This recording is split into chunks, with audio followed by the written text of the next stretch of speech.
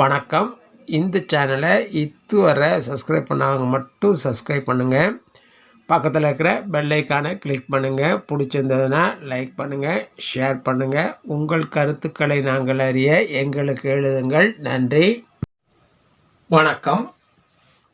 September மாத ராசி பலன்களை பார்த்து வருகிறோம்.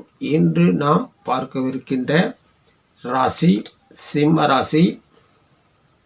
ஓம் நம சிவாய சிவாய நமவோம். ஓம் நமோ நாராயணாய. சூரியனை ராசிநாதனாகவும் மகம் 4 பாதங்கள், பூரம் 4 பாதங்கள், உத்திரம் 1 பாதத்தையும் நட்சத்திரங்களாக கொண்ட தைரியத்திலும் பேச்சாற்றலிலும் திறமையான சிம்மராசி அன்பர்களே, இந்த மாதம் உங்கள் ராசிநாதன் சூரியன் உங்கள் ராசியிலும் புதனும் அமர்ந்திருக்கிறார்கள். 2இல் சுக்கிரன், கேது, 7இல் சனி, 8இல் ராகு, 10இல் குரு, 11இல் செவ்வாய் அமர்ந்திருக்கிறார்கள். செப்டம்பர் 17இல் உங்கள் ராசிநாதன் சூரியன் 2ஆம் இடத்திற்கும், 19ஆம் தேதி புதன் 2ஆம் இடத்திற்கும், சுக்கிரன் 3ஆம் இடத்திற்கும் சென்று அமரவிருக்கிறார்கள். இந்த மாதம் சந்திரன், செவ்வாய், புதன், சுக்கிரன் ஆகிய கிரகங்கள் நன்மை செய்யும் நிலையில் இருக்கிறார்கள். உங்களுக்கு கிரக நகர்வுகள் அதிர்ஷ்டம் நிறைந்ததாக இருக்க போகிறது. பணம் பல வழிகளிலும் வந்து சேரும். நிதிநிலையை நல்ல முன்னேற்றம் காண்பீர்கள். செலவுகள் கட்டுக்குள் இருக்கும் என்பதால் சேமிப்பு அதிகரிக்கும். தேவைப்படும் பொருட்களை வாங்கி மகிழ்வீர்கள். உங்களுடைய முயற்சிகள் வெற்றி பெறும். கணவன் மனைவி இடையேயான உறவு புரிதல்களுடன் கூடிய மகிழ்ச்சி தரும். நிம்மதியும் சந்தோஷமும் நிறைந்திருக்கும். குழந்தைகள் செயல்பாடு திருப்தி தரும் விதத்தில் அமையும்.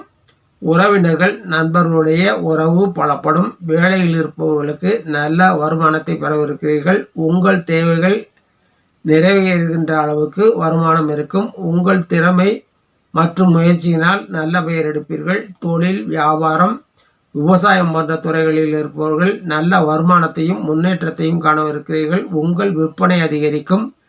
கட்டுப்படியான விலை கிடைத்து லாபம் அடைவீர்கள். உங்கள் முயற்சிகள் வெற்றியை தரப்போகிறது. அரசு சம்பந்தமான கணக்கு வழக்குகளை சரிவர வைத்து கொள்வது நல்லது. காதலன் காதலி இடையேயான உறவுகளில் சிற்சிற பிரச்சனைகள் வந்து விலகும். ஒருவரை ஒருவர் புரிந்து கொண்டு ஒருவர் மற்றவர்கள் தேவையை புரிந்து கொண்டு செயல்பட்டால் மகிழ்ச்சி மேலோங்கும். உடல் நலத்தில் அதிக அக்கறை செலுத்துவது நல்லது.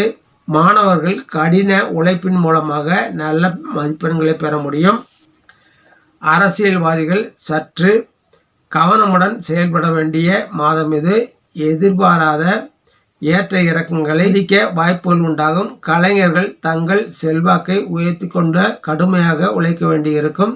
தேவையற்ற குற்றச்சாட்டுக்களை சந்திக்கும் நிலை வரலாம். இந்த மாதம் நற்பலன்கள் மேலோங்கி இருக்கும் என்பதால் மகிழ்ச்சி கொள்ளலாம். சில இனங்களில் பின்னடைவை சந்திக்கலாம் என்பதால் இறைவன் அருளை நாடுங்கள்.